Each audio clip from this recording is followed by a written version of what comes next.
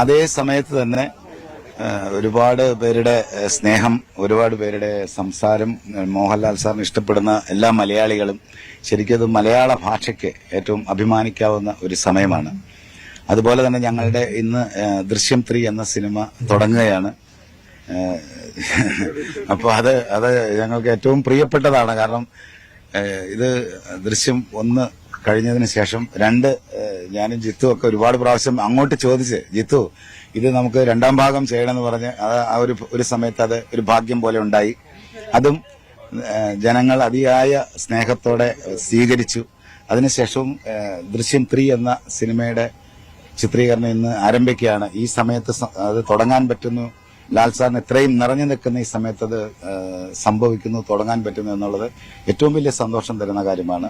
ആശീർവാദ് സിനിമാസിന്റെ ദൃശ്യം 3 എന്ന സിനിമ ഇന്ന് തുടങ്ങുകയാണ്. എല്ലാവരുടെയും പ്രാർത്ഥന വേണം.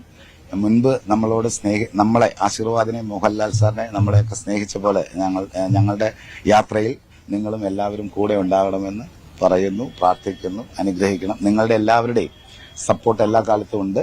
അതിനെയും ഈ സമയത്ത് ഓർക്കുന്നു.